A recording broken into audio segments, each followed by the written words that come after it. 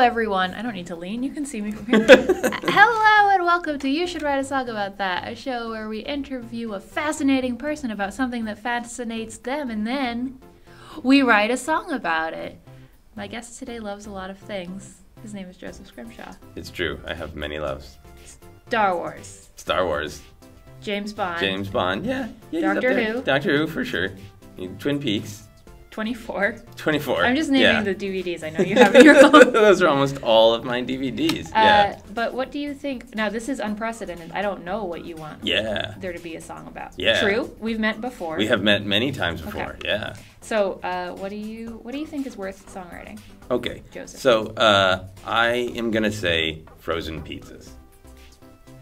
I'm really excited about that. Good. I know you love frozen pizzas a lot. I do. Where did that start? We don't have to go deep into your psyche. I mean, we do have to go deep into well, when I was in the womb, my mother would...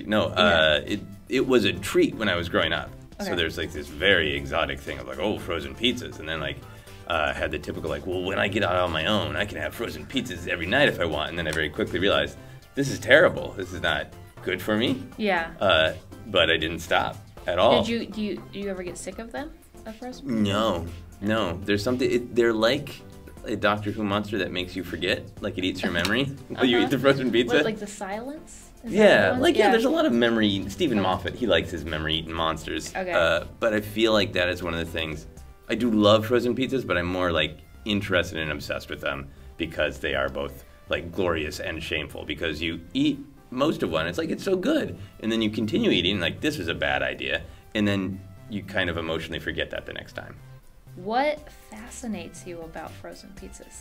You said they fascinate you. Yeah, well, because I think there's nothing about them that should be appetizing. They're like a real holdover, I think, of like 50s and 60s when everybody thought like science and convenience was like the way food was going to go, and they made it sound really exciting and fascinating and sexy, and like now it's a frozen disc that you could murder another human with. Yeah. And like there's nothing about that that's appetizing, but it's somehow culturally hung on to it, sort of like, oh, frozen pizza, that's a fun indulgence to have. Yeah. Like I feel like if it were just like, I'm alone and I'm going to have like a tiny Stouffer's beef stroganoff, that's really sad. Yeah. But frozen pizza is like funny sad in our cultural agreement. So if you had to describe how you feel when you think about frozen pizzas, what would you say? How I feel? Yeah. I feel a mixture of adventure and comfort. Okay. What's the adventure part? Because it still retains that feeling of when I would get them as a kid. As a kid. I was multiple children. And I became when you one. were multiple kids, yeah. But it was this like treat. It was like a Friday night thing. It was like a Friday night and you're going to watch a movie and you're getting like... okay. Yeah.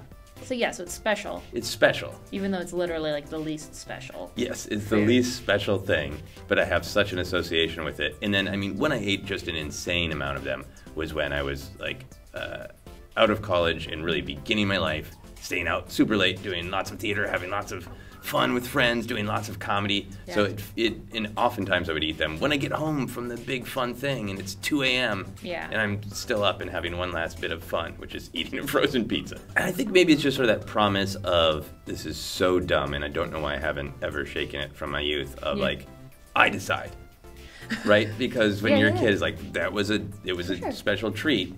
And that was like one of my things when I was on my own, like, I can have a pizza every night if I want. And like, well, this isn't a glamorous life, but it's still my choice. Yeah. Well, yeah, I mean, there's a certain level you have to be at of autonomy to have the frozen pizza.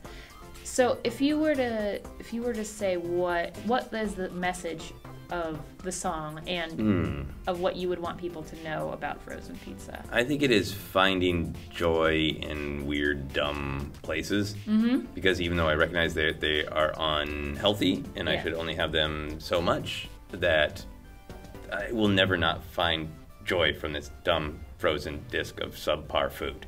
Yeah. Would you call it like a ritual or a custom, the experience of eating frozen pizza? Is it always the same pizza? So I usually do Tombstone. Sometimes every once in a while I'll have them with my wife, Sarah. Yeah. So, and she's a vegetarian, so we'll get cheese. But otherwise I'll get a pepperoni, sometimes a pepperoni and sausage mix. I do have the DiGiorno sometimes, but those are almost, I think those are like 110% made of salt. Oh, yeah. So like the first bite is like, oh, quite delicious. Oh, I'm mummified. Yeah. So I do DiGiorno sometime, and I have a stand-up bit about that because DiGiorno has a bunch of like really friendly warnings on the back of the box about how you're... Yeah, it reminds you that pizza is best enjoyed with a fresh salad and great company. So the main bit is basically this pizza is telling you it's dangerous to go alone. You can't eat this pizza when you're alone. Like, who really gets together in a group to eat DiGiorno? Sometimes I think about it. If like people we're gonna hang out and eat pizza, it's not important. We could just have frozen pizza, but then what do I seem like? Yeah. When I think that frozen pizza is a good friend's food. Yeah, I think maybe that's a big part of it too, because like there's this whole undercurrent of like the pizza trying to tell you it's dangerous, because like Totino's, relatively famous frozen pizza, always called their pizzas party pizzas, but they're tiny. Yeah. So like, who is it trying to communicate that even though you're eating this sad thing alone, it's still a party? Yeah, is it trying to add a different connotation than shame to Yeah. the pizza that you're having? A shame party for one. All right, with that, I think we should write a song about that. Thank you, Joseph. Thank you. It was tons of fun. Absolutely. I think we did it. Yeah. We did it. We did. We did it. It Okay, happened. bye-bye.